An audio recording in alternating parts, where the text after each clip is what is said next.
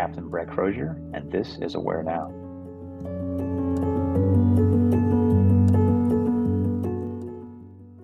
Brett Elliott Crozier is a retired captain in the United States Navy.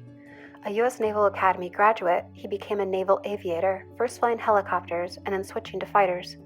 After completing naval nuclear training, he served as an officer on several aircraft carriers. In the spring of 2020, he was the commanding officer of the aircraft carrier USS Theodore Roosevelt when COVID-19 broke out among the crew. He was relieved of command after sending a letter to Navy leaders asking that most of the crew be taken ashore, which was subsequently leaked to the press. Crozier retired from the Navy in March 2022. He now lives in San Diego and works with veteran nonprofits, where he continues to serve those who have served. Captain Brett Crozier, first and foremost, thank you. Thank you for your service to this country. You're welcome. Thank you. Yeah. Well, thank you also for taking this time to share your story on AwareNow. Of all careers of service are noble ones. You chose to be of service with a career in the Navy. My first question for you is, what is it that drew you to the Navy? Yeah, because my dad actually was in the Air Force, so people would assume that that's where I would have gravitated to. He did a couple years in the early '70s in the Air Force. He wanted to fly, but he couldn't because he was colorblind. But that kind of exposed me to aviation at a really young age that I think kind of planted the seed that carried with me the rest of my life. So I knew I wanted to fly airplanes, and I wanted them to be loud and fast. And so then we lived up in Northern California, a town called Santa Rosa, and I spent a lot of time on the water. I was a lifeguard, I was a sailing instructor, so I had this affinity for water and eventually the ocean and surfing and stuff. I also wanted to fly. I knew that was something I wanted to do. And then I almost embarrassed to admit it, but in 1986, this incredible movie came out that we all know. It's called Top Gun. And that was something that helped me kind of just understand a little bit about, hey, you like being on the water, you like flying, and man, the Navy, you can do all of that. So that set me down a path onto the Naval Academy after I graduated high school, and then on to flight school. And it met every goal and aspiration I ever had about it. And it was exciting, it was fun, there was a lot of travel, you got to see the world. You had some challenging times, obviously, but I find I look back and I'm glad that the seed was planted many years ago, but it grew and I was able to do exactly what I wanted to do, and I feel lucky in that regard, and it was as fulfilling as I had hoped it would be. Awesome. That's awesome when you can find your way so organically. Right. So careers of service require sacrifices, but they also offer rewards. So next questions for you are these. What was your hardest sacrifice that you had to make in your career? And then what was your greatest reward? So the hardest sacrifice is always when you have to leave home and leave your family and friends behind. You'll come back. I mean, there were times when we left to head out to combat, and we were war footing as a nation for many decades. So there was some uncertainty, but in general, you knew you'd come back. But you knew you were going to be leaving for not just a week or two, but months, maybe even a year at a time, and in some cases more. So I always found those the hardest moments in my career is when, initially when it's just my wife and I, later when we had kids. But anytime you're gone and you're out there for 6, 8, 10, 12 months at a time, it's a challenge, and you have to kind of move on, and you learn how to compartmentalize and focus on the task at hand so you're not distracted. But those are always hard.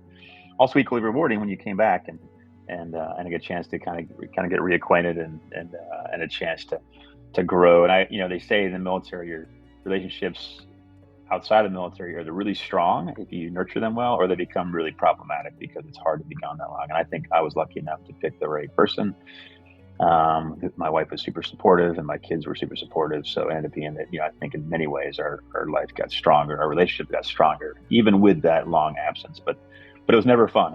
And any ship that ever goes to sea, it's that first day underway when you're leaving home for months on end. There's just that kind of depressing feeling across the ship. You're excited about what you're doing, but you've left your family behind, and you have to, it will be many months till you come back. So I don't forget those moments. And I think, for me, the rewards obviously were just as you got more senior. I was entrusted with a lot of things, both flying multi-million-dollar helicopters and multi-million-dollar fighters, but also the leadership opportunities. And I felt, the biggest rewards for me that I was having so much fun doing what I was doing, but also getting those chances to lead, my case, sailors, right? Whether it was small groups to eventually a squadron size, with 250 people, or eventually to an entire ship and an aircraft carrier with 5,000. Those were extremely rewarding moments, and a chance to, that you've been not only doing well and being rewarded for your performance, but also a chance to make a positive impact. And I found those moments the most rewarding by far, as a chance to lead and make a positive difference on the folks you've been trusted to take care of. Mm-hmm. Yeah, I can't imagine what that must have felt like, especially when you're talking that scale, 5,000. It's wild to me. Yeah, it's like a city. I mean, aircraft carrier is like a city with all regards, but it was also exciting and fun, and like I said, rewarding when things are going well. Mm-hmm, mm-hmm.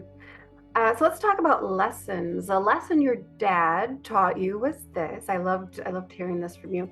When you borrow somebody's truck, you have to fill up the gas tank, clean it, and bring it back in better shape. My question now is, how did you apply this life lesson to your career? Yeah, I think my career and my life, what I learned from that was the importance of making a positive difference, and use that time to do just that. The reference to the car was, if you're going to borrow something, make sure you return it in fair condition. But in the military, I saw that to mean that, you've been entrusted with an airplane or a helicopter or leading a large group of people. How do you make it better than when you found it? Now, in the military, we rotate quite a bit. We rotate our jobs every couple years. So you don't have the same you're not with some organization for 10, 20 years. Even though I was in the Navy for 30 years, I served in 20 different, capacities within that 30 years. So you're always kind of rotating every couple years. And the goal was always to make a positive difference. So you go into it with a mindset of, I'm not just here to keep the ship floating. I'm here to make the ship better, or the squadron better, and leave it in better hands. So that way, when you turn it over to somebody that's going to be equally capable, you can be confident and proud of the fact that it's in a better place. Maybe it's better trained, maybe it's better conditioned, maybe the crew's in a better place, they're with morale, whatever it might be. But find those things to make a positive difference, and then turn it over to your relief in that way. Mm-hmm. And like you just said, both in your career and your life in general, it's a good lesson for all of us to apply in a number of different ways. Sure. Yeah. So when you were the commanding officer on the USS Theodore Roosevelt, you knew that there would be challenging days ahead, but more rewarding days beyond them. So what was your most challenging day on board? And then what was your most rewarding in that specific space? Yeah. So during that tour on the Roosevelt, like we said, there's 5,000 people. It's a city, and there's a lot of young sailors. I mean, the reality is, your average age of a sailor on an aircraft carrier is about 22 years old. So it's a young city, and they're eager, and you're given incredible responsibility to them, whether it's working on the flight deck, which is one of the most dangerous places in the world to work, or driving the aircraft carrier. And I'd only been there a couple months. I think that the hardest day, looking back, was actually Christmas Day the first year, when I found out that one of my young sailors had taken his own life on the base. And you went from this exciting, we're getting ready for deployment. We had this big Christmas festival on board, and this big deal. I actually brought a lot of my family on board, and then got the call that one of our sailors that was just off the ship and living in the barracks had taken his life.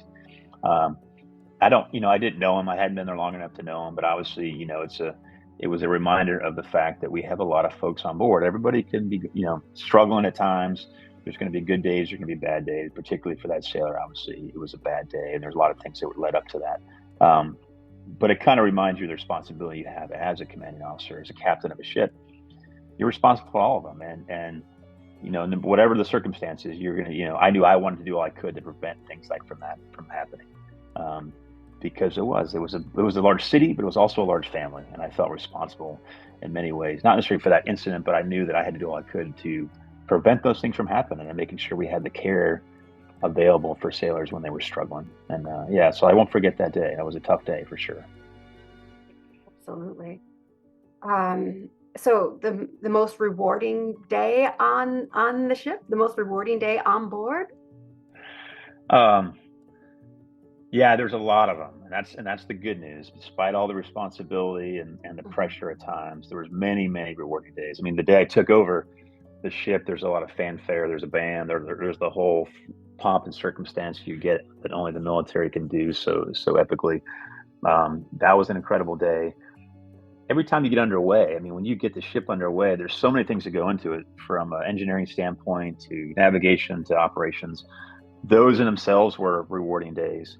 You do a big operation that might be high risk, where you're alongside another ship and you're transferring millions of gallons of fuel. One of those things where at the end of the day, you're tired, you're exhausted in many regards, but you're also extremely proud. And I found the days that were most rewarding when I could look back and be proud of the crew and all they accomplished.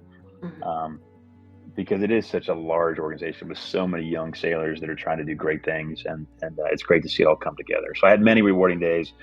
I remember my birthday when I turned 50. I got to go fly a helicopter. I used to fly quite a bit, actually, because I was a pilot.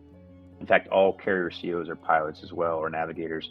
I got to fly, and I could still fly a helicopter, and I could still go fly a fighter jet. So personally, those were the days I also remember when I got to go launch off my own aircraft carrier and a Super Hornet and go fly around the South China Sea. Or my birthday, I got to go fly a helicopter around the ship and check out the ship. I thought that was a pretty neat. So there's many rewarding days. In fact, there's way more rewarding days than there are negative days. And when I look back, I almost have to think hard about the hard days, because they're to me they're trumped by the positive days and all the great things you got to do. Yeah, no, absolutely. So I've not served in the military. I've never been in the Navy, but my husband Jack was. And he's told me stories of times at sea when the right decisions, often hard decisions, had to be made quickly and confidently on board in order to actually save the lives of his crew members. So I'd like to talk about the decision you made when COVID-19 came on board the USS Theodore Roosevelt. The decision that you made that cost you the career that you had, as you chose your people over protocol. At that time, COVID-19 was only surrounded by fear and unknowns. It was super new. How did you know that the decision that you made was the right one? Yeah, it's a great question. I mean, I think the reality is there's very little in life that's black and white. And as the CEO, commanding officer, captain of a ship, there are times when you make decisions quickly, navigations or maneuvering the ship, or decisions about operations that, if not made correctly, will lead to some kind of tragedy. Um, it doesn't mean they're always black and white. You're just going to use your judgment, your experience, your wisdom. So when COVID-19 hit, and we were dealing with this now on board the ship, which is a confined area, and we were watching this positive spread that was exponential in terms of the spreading of COVID across the ship. And for anyone that's been on a ship, obviously it's a close confines. It's hard to you can't socially distance. There's no way to separate yourself, and so it's just going to get worse. There weren't any. I mean, still wasn't a black and white decision, though. I mean, I think the reality was, you do the best you can. You listen to the advice of everybody around you, and we had complete medical teams on board. We had an epidemiology team on board that helped analyze the information. We had experts in medical fields and supply fields and engineering fields, and everybody's kind of advising you. And at the end of the day, the decision is going to rest with me as the captain of the ship. And I was faced with a situation where I can just continue the status quo and hope that it gets better. But as we know, hope's not a great strategy. Or I can do something where I feel like at the end of the day, I know I will have done all I could to protect the crew. I go back to my previous times in my career when things happen to unfortunate circumstances to ships, and I know there's captains out there they wish they had taken some action. So I'm always someone that's going to bias towards action. I'm going to bias towards making a difference and not sitting back and just hoping things work out. So in that case, it felt like there was a big logjam in terms of information flow and an awareness across not just the Navy or the Department of Defense, but the entire nation, maybe the world. We were all trying to figure this out. I just knew that I wasn't willing to accept the risk to the crew as we tried to figure it out. And I knew that, by taking some kind of action, at least making everybody aware of the problem, then at least I'll know that everybody had the same information I did, and they knew how concerned I was. And I knew that even though that everybody else out there wanted what was best for the crew, no one wanted as much as I did. And I knew then, as this captain of the ship, if I'm responsible as a leader for my folks, you know, if I wasn't willing to risk my career and bring attention to it, then I probably didn't deserve to leave them anyways. And so I did what I thought I needed to do, but it wasn't black and white, and there wasn't any.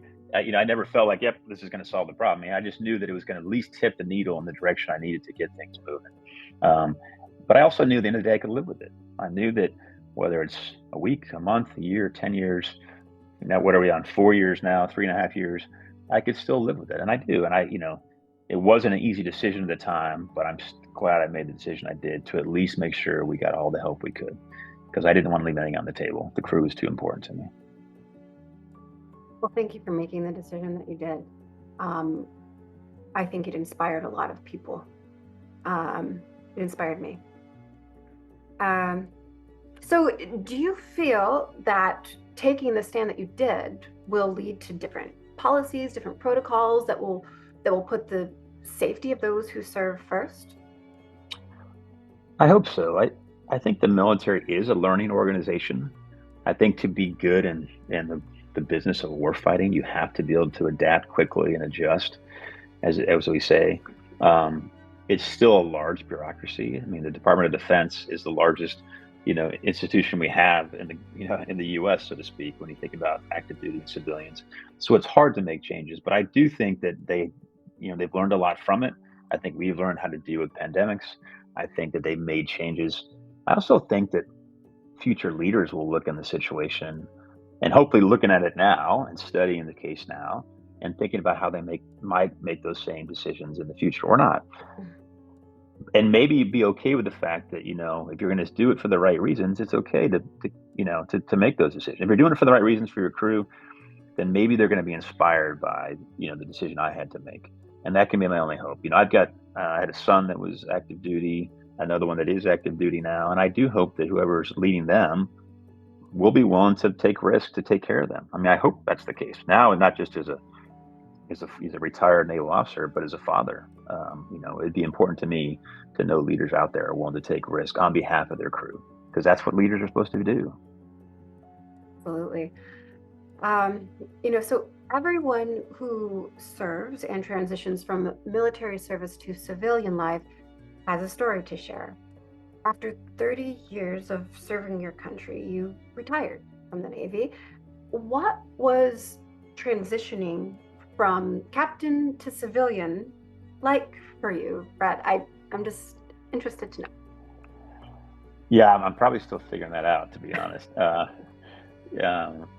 It's enjoyable. I mean, I loved everything I did, but I'm glad I have, that I'm healthy. I'm glad that, we're in a position where we can take on new challenges and new adventures. And I really like the freedom. I like the freedom to grow my hair a little bit, or, to travel when you want to, and go surfing when you feel like you need to.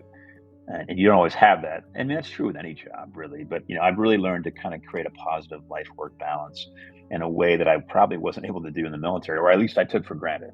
And I strive to, and I tried to find those moments, and it was important to me to have a good life-work balance when I was in. But now that I'm out, I have more free time to do that. So that part I enjoy. Less than about 6% of the nation is serving or has ever served. It's a pretty small number.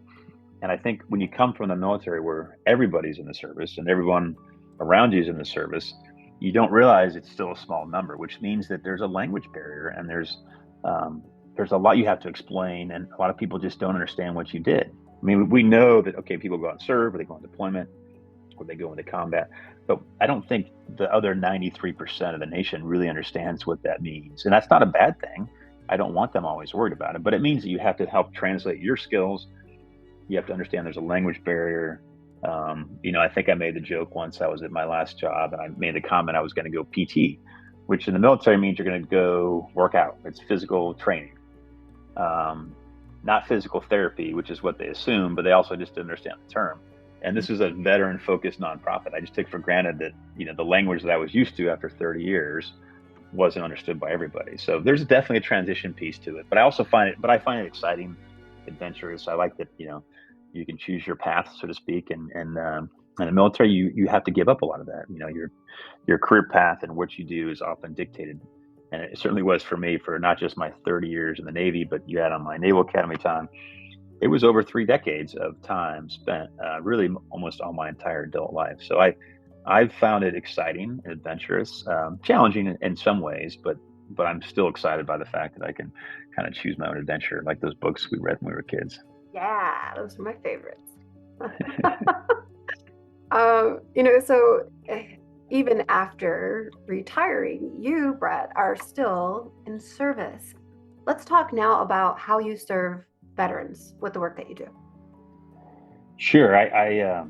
Yeah, when you leave the service, the military, you try to find another team to be part of. And there's a lot of similarities in the nonprofit world as the military.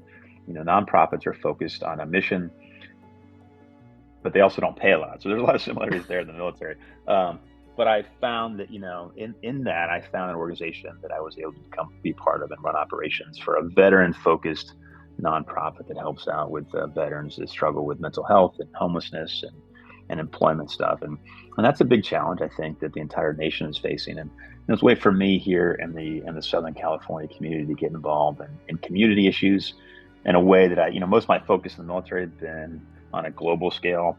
I was worried about, things in foreign countries all over the world. Now it's a chance to kind of focus on some more regional issues or local issues. And I think that's important for all of us. I think people should get involved in their local community issues, whatever they might be, and find a way they can help out. I did it full time in the nonprofit world. You don't have to do it full time, and there's many nonprofits that would love to have people just come by and help out. And I think it would make people more aware of those challenges. And the homelessness one is a big one. I mean, we see it all up and down the coast, and it's magnified by drug problems that we have, and there's no easy solution. But so I spent the last year working with an organization. Now I'm actually going to move on to the board of directors with Veterans Village of San Diego, helping guide them. And then I'm helping out with another group called STEP, which is Support the Enlisted Project. And that helps actually active duty servicemen and women and their families that struggle financially. And they might just be in a situation because of, just financial decisions they've made or challenges based on a high cost of living area like San Diego, where I'm at. And they just might need a little bit of help to kind of get over those bumps in the road, to get through a month of payments or whatever the case may be. And then we provide grants to them and financial training with the idea that you don't come back. The goal is we not only give you a little bit of money to help you get through this month or next month with some bills or payments, but then we're going to force you to take on some financial training to prevent it from happening again.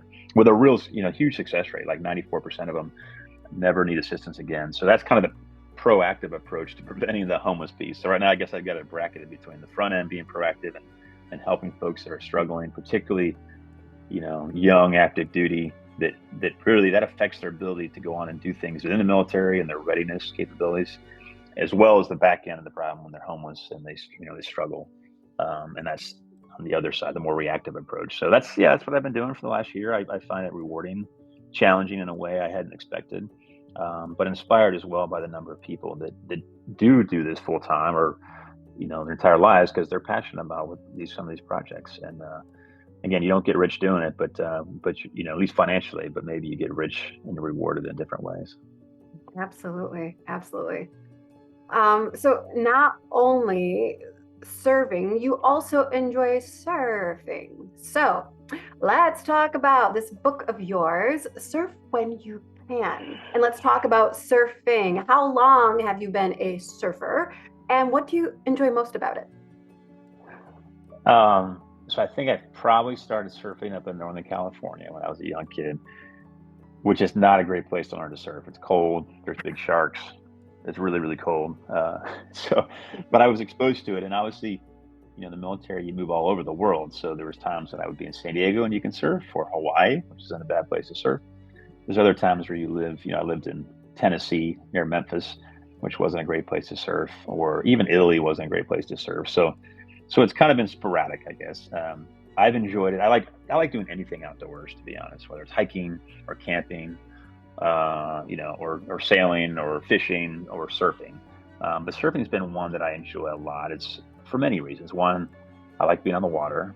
I mean, that's the Navy blood in me, I guess, right? I like to be out in the ocean and take all that in. Even if the surf isn't great, it's just nice to paddle out and be in the water and maybe have some seals or some dolphins swim by you, and as you wait, for the next set to come in. I mean, the reality is when you're surfing, you're actually standing up on a wave for a very small portion of it. The rest of the time, you're either maneuvering or you're waiting. But I enjoy the solitude. I enjoy getting away from, today where you're just this data-rich environment with cell phones and iWatches and information overload. So it's a chance to get away from it all because you generally don't have that out there, or you shouldn't. If you're out on the wave and you're got a cell phone with you, you're probably doing something wrong.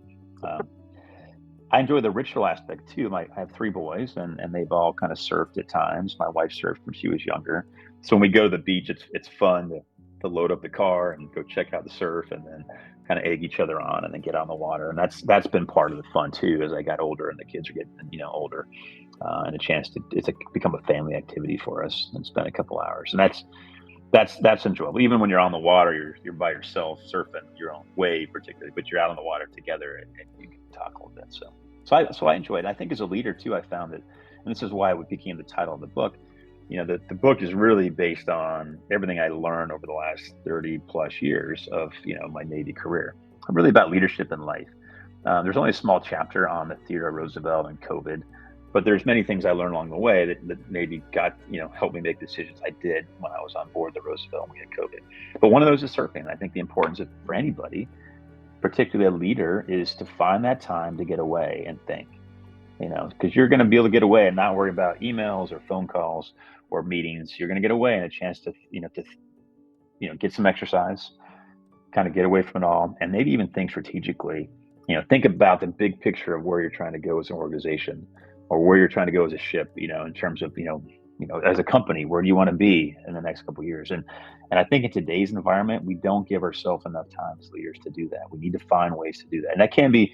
It doesn't have to be surfing. It can be hiking or skiing or yoga, whatever the case may be. But a way to get away and from all the distractions and think the big thoughts. Because I think that's important. I think as a leader, you might be the only person looking downrange, on where the organization needs to go, and you need to provide yourself time to do that. So surfing is one of the many things I try to capture in this book, and it's not a book about surfing. So if you're trying to learn to surf, you should read that chapter. But there's you should probably go take a lesson somewhere, because I'm still a very mediocre surfer, but I enjoy it, and I no wave's the same, and I always learn something, and I always have a good experience. So no bad day gets worse by surfing, as they say.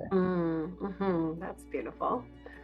So in your book, again, of lessons in life, loyalty, leadership, of all the many lessons that are featured there, that are shared there, what is beyond the one that you just shared? Is there a specific lesson that you say, okay, if you're going to remember this one thing, remember this?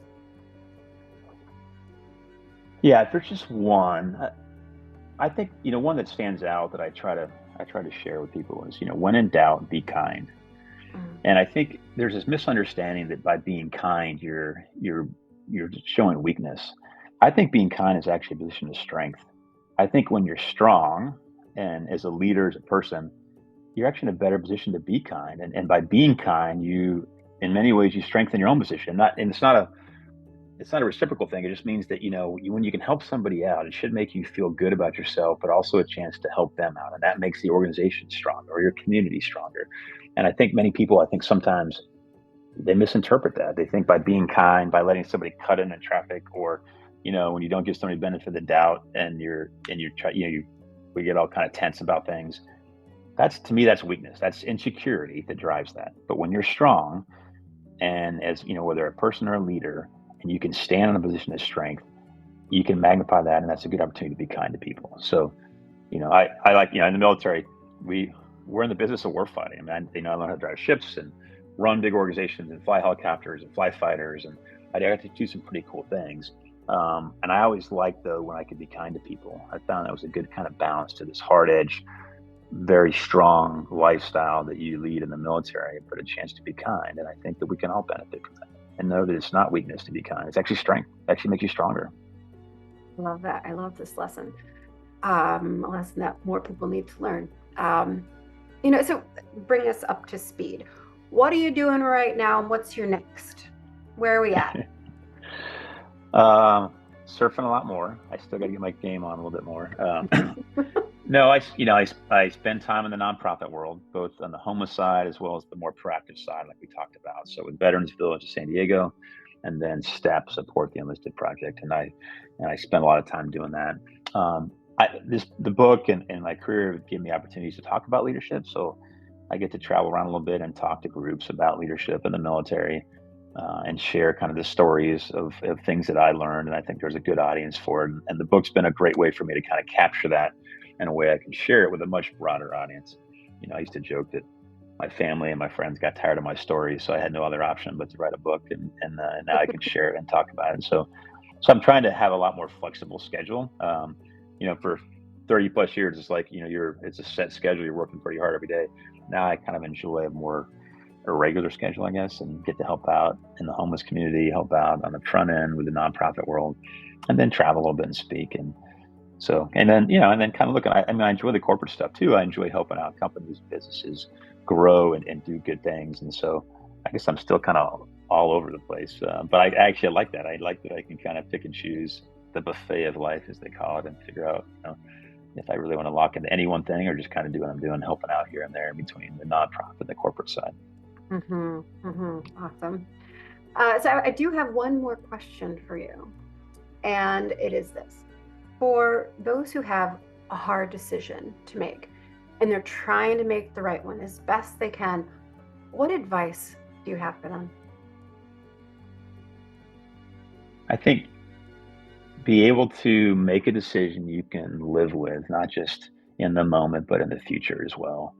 And if you remind yourself the importance of not just right here and now, but the long-term impact of that. I think that applies to not just, it applies to leadership, it applies to governance, it applies to community stuff. We all want to solve problems right now, but how do you make a decision that's going to help you solve a long-term problem? And ideally both. Life is not black and white. We know that, right? There's difference of opinions and everything else. And so there are no real easy decisions in most cases when it comes to being a leader faced with, these kind of challenges. But I think make a decision you can live with. Make a decision that 10 years from now you're going to be okay with. And you make the best decision you can. And I go back to, as a leader, if you're not one to risk your job, as a leader, then you're probably shouldn't be leading anyways. Because really, at the end of the day, that's just a job. And in the military, it's a career and it's a calling. I get that. But at the end of the day, leaders are there to take care of people, to make an organization better, to empower and inspire and motivate. And if you're not willing to take a risk to do that and make sure you're doing it on their behalf, then you're probably not the right person to lead anyways. So don't be afraid of that. And know that if you make the right decision, it doesn't matter what happens with your job. At the end of the day, you're going to be able to live by it. And those are things that, obviously I went through in my particular situation, but, knowing it wasn't a black and white, but at the end of the day, I feel like I could still live with that. And I made it for the right reasons. And at the end of the day, it was just a job that I was willing to take a risk with, because leaders are there to take care of people. Thank you so very much, Brett, for taking this time, for Yeah. sharing your story. Excited to be diving into your book. Diving, it's kind of funny. Thank you for helping all of us become a bit more aware now. Thank you. Yeah, no, I appreciate the opportunity to chat with you guys. And I've been doing some more, I got to see some of the stuff you've done recently, and I'm inspired by what you guys do and the difference you're making. So keep making a positive difference, but enjoyed the chance to chat with you today. I've so enjoyed this. Thank you so much.